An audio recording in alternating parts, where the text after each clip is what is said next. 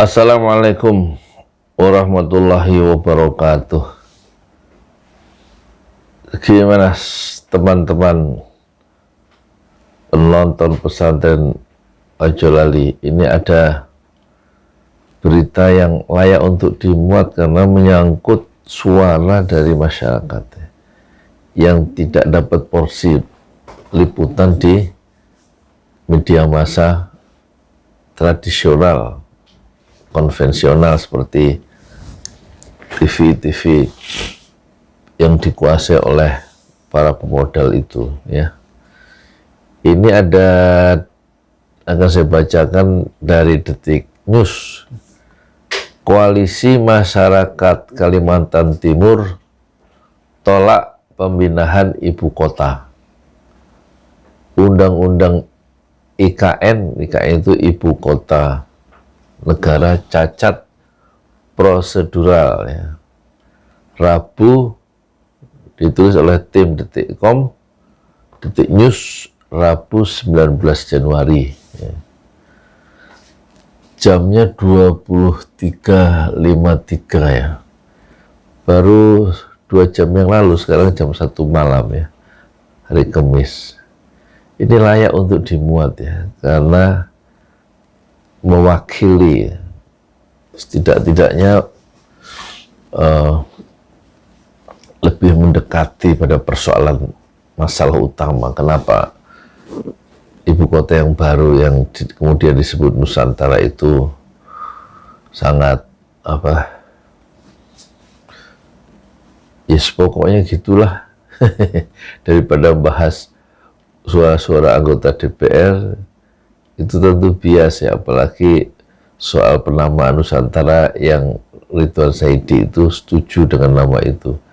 Itu nanti nggak terlalu penting soal nama Nusantara itu, karena yang penting soal manusianya ini loh, yang terpinggirkan, ya, dalam proses-proses pengambilan keputusan di Jakarta itu. Rakyat setempat di Kalimantan Timur itu yang akan menderita, ya. Pemihakan terhadap manusia yang terpinggirkan itulah yang kita coba angkat, ya. Sejumlah aktivis yang tergabung dalam Koalisi Masyarakat Kalimantan Timur menolak pemindahan ibu kota. Menolak ibu kota dari Jakarta pindah ke lokasi mereka. Mereka menilai rancangan undang-undang ibu kota negara yang kini telah disahkan cacat secara prosedural. Sudah disahkan di tengah malam. Jam 1 atau jam 2 hari Selasa tanggal 18 Januari, ya. Sekarang ini jam 2 hari Kamis, ya, 2 hari yang lalu, berarti jam 1 juga ini Allah bangunkan barusan, ya. Saya baru sholat juga dua rakaat tahajud, ya. Nanti kita terusin habis ini insya Allah. Rencana pemindahan IKN atau ibu kota negara dari DKI ke Kalimantan Timur yang diumumkan oleh Presiden Jokowi pada 26 Agustus 2019 sampai pada titik akhir ketika pembentukan pansus rancangan undang-undang IKN di DPR pada Desember 2021. Hanya dalam waktu 40 hari, proses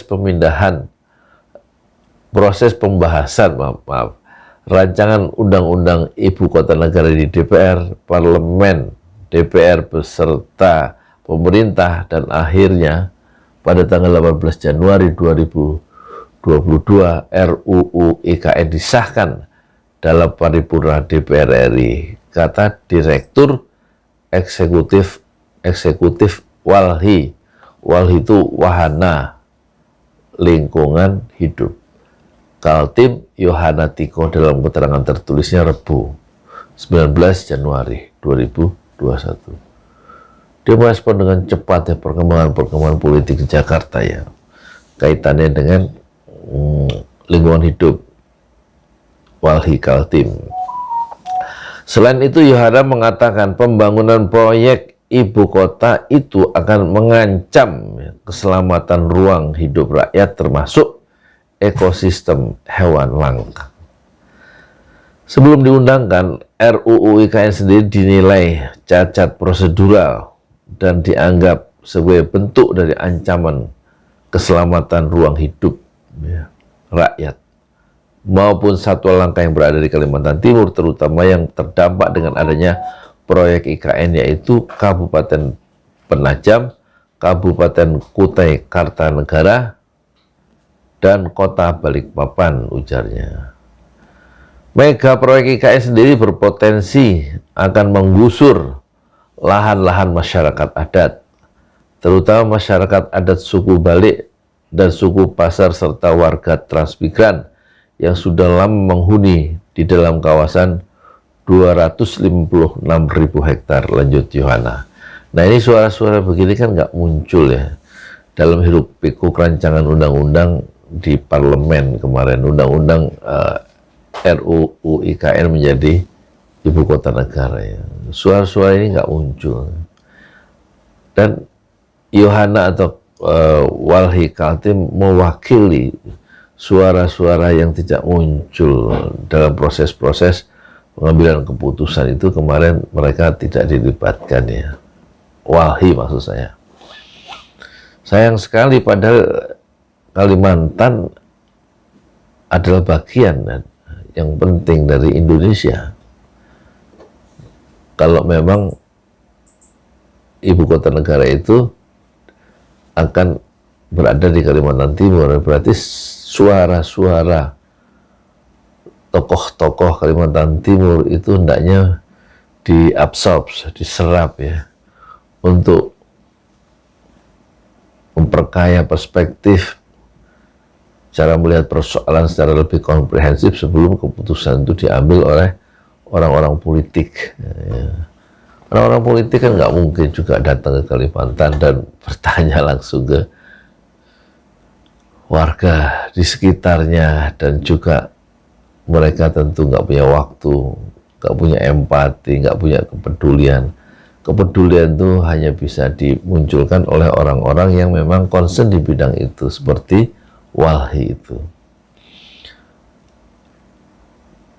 Salah satu, Yohana lantas mengkritisi alasan ya pemindahan ibu kota yang didasari pada permasalahan di Jakarta yang tidak kunjung selesai. Dia menyebut hal itu merupakan gambaran pemerintah yang tidak bisa menangani masalah yang ada. Salah satu alasan pemindahan ibu kota adalah berangkat dari semakin meningkat dan kompleksnya permasalahan di DKI Jakarta. DKI Jakarta dinilai tidak layak dari aspek dukung dan daya tampung. Oleh karena itu, dengan pemindahan ibu kota dari Jakarta ke Kalimantan Timur merupakan gambaran tidak becusnya pemerintah dalam menangani dan menyelesaikan segala permasalahan yang terjadi di Jakarta, ucapnya. Dia juga mengatakan pembahasan rancangan undang-undang ibu kota negara minim partisipasi publik. Yohana menilai keputusan pemindahan itu keputusan politik tanpa dasar yang jelas. Cacat prosedural dalam penyusunan KLHS kembali dilakukan dalam pembuatan RUU IKN, di mana sebelumnya dilakukan secara tertutup, terbatas, dan tidak melibatkan masyarakat yang terdampak langsung dari pemindahan ibu kota, ucapnya. Yohana menyebut bukan hanya masyarakat setempat yang terdampak, tapi juga warga di wilayah lain yang juga akan terdampak dalam mega proyek ini, seperti ribuan ASN, aparat sipil negara pemerintah pusat di Jakarta dan sekitarnya, warga Sulawesi Tengah, serta 2 kampung masyarakat adat yang hidup sepanjang Sungai Kayan akan ditenggelamkan, beserta 5 kampung yang juga digusur paksa untuk pembangunan dam kecil pendukung PLTA Kaltara, pembangkit listrik tenaga air ya. Hal tersebut demi memasok listrik bagi situs perkantoran di ibu kota baru. Adapun lahan IKN yang akan dibangun tidak lain merupakan lahan-lahan perusahaan sawit, HTI, hutan tanaman industri, serta tambang yang merupakan milik dari para oligarki yang dengan sengaja merusak hutan dan lahan. Di samping itu, pemindahan ibu kota negara juga merupakan agenda terselubung. Apa maksudnya agenda terselubung pemerintah guna menghapuskan dosa-dosa yang telah dilakukan oleh beberapa korporasi yang konsesinya masuk dalam wilayah IKN. Maksudnya untuk menghapus dosa-dosa itu menghapuskan kekeliruan, kesalahan-kesalahan fatal yang dibuat ya oleh beberapa perusahaan ya, seperti meninggalkan lubang-lubang besar setelah penambangan batu bara itu ya.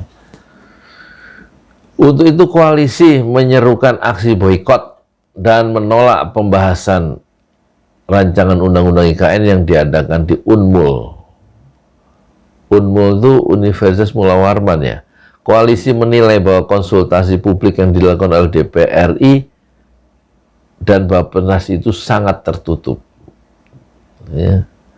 Tapi kalau menurut pemerintah sudah cukup ya konsultasi, ada naskah akademiknya, sudah mengundang para ahli ya. Begitu selalu apa normanya standar ya.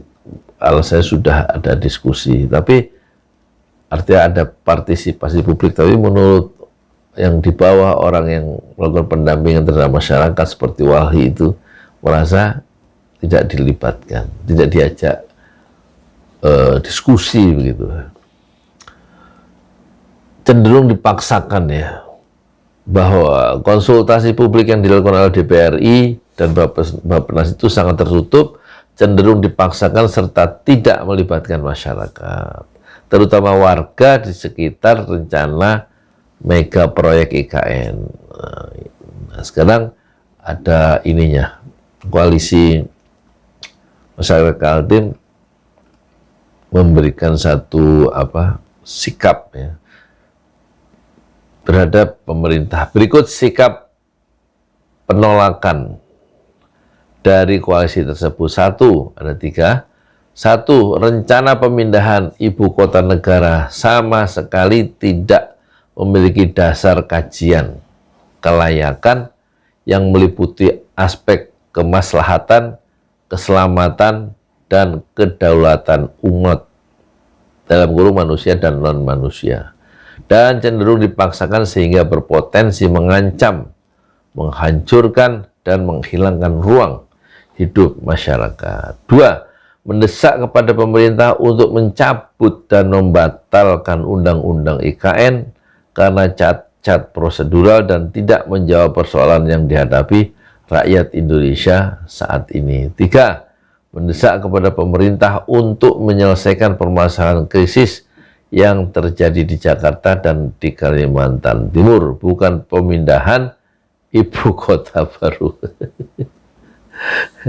Halaman kedua, Masya Allah ya, kita sekarang zaman bebas ya, kita boleh memberikan perspektif ya yang berbeda dengan perspektif orang lain. Kemudian alasan pemindahan ibu kota. Salah satu alasan yang mengharuskan ibu kota harus pindah dari DKI adalah banjir. Hal itu juga berdasarkan hasil kajian yang dilakukan Kementerian Perencanaan Pembangunan Nasional, ya, PPN, Perencanaan Pembangunan Nasional, Bappenas.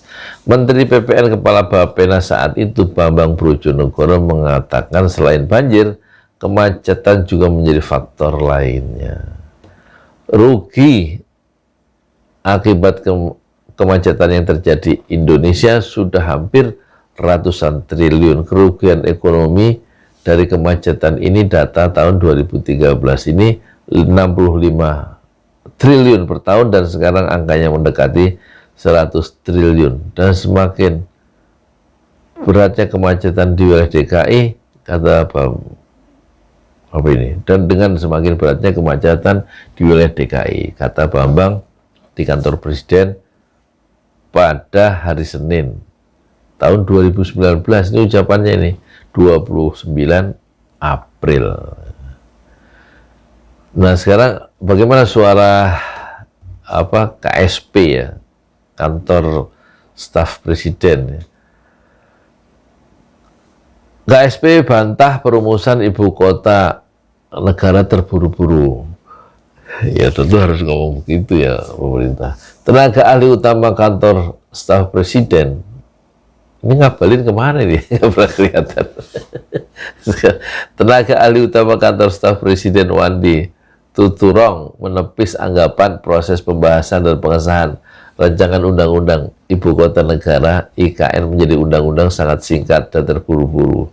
Ya tinggal nanti persepsinya aja. Ada yang bilang hanya 16 jam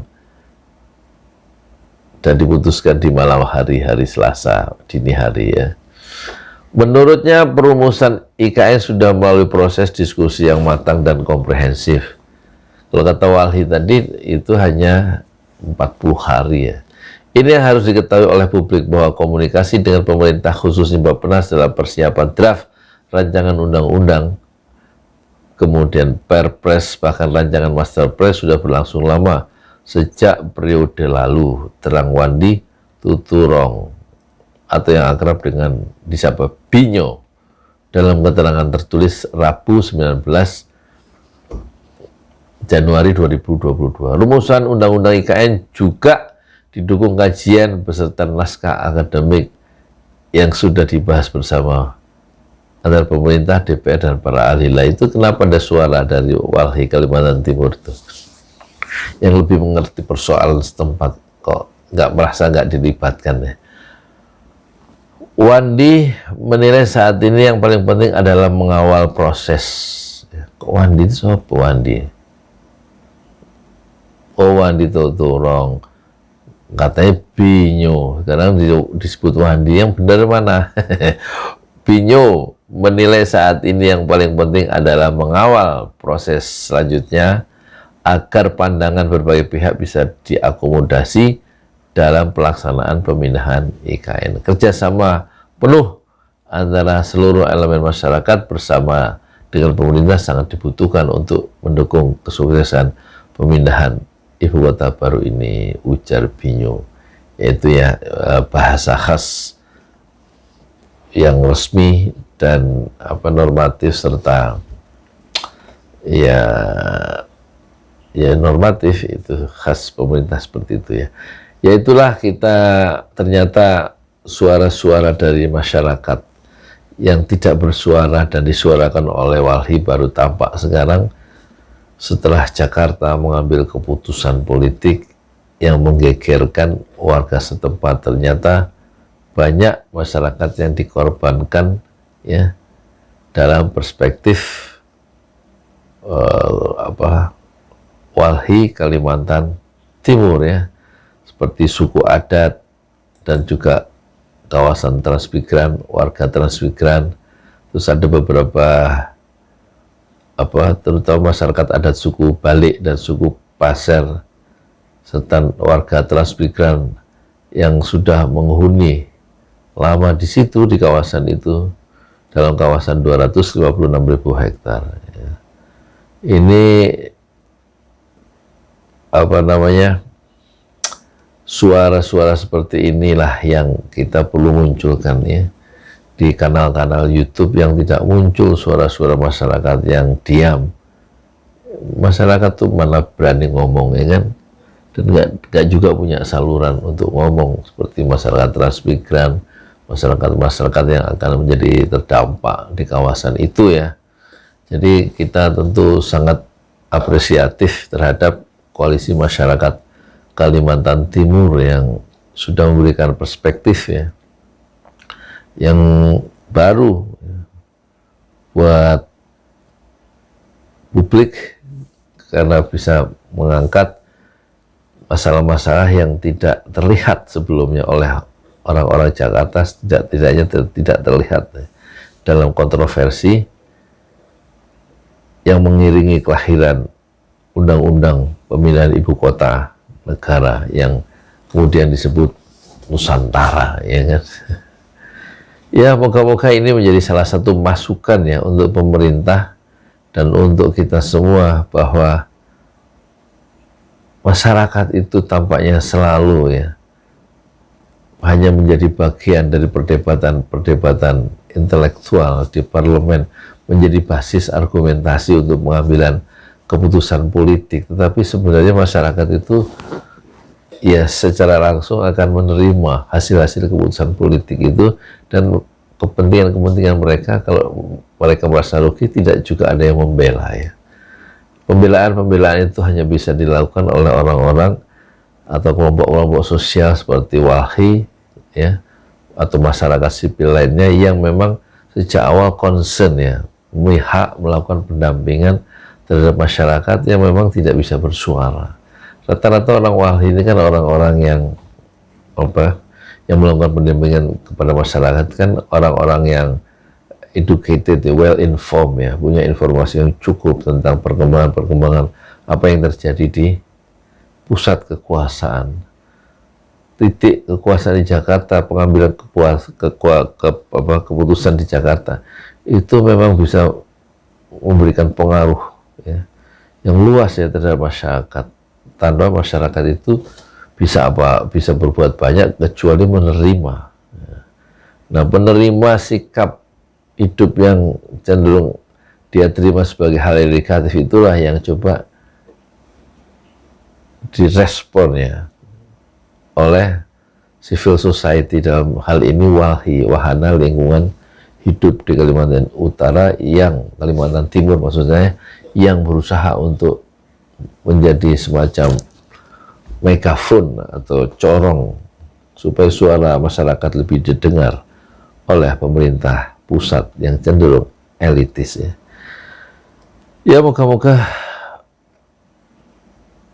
semuanya bisa berjalan untuk merawat Indonesia kita bersama-sama dan menjaga kedaulatan kita yang konon katanya ibu kota baru ini mudah diserang dari utara dan bisa dilumpuhkan oleh kekuatan asing.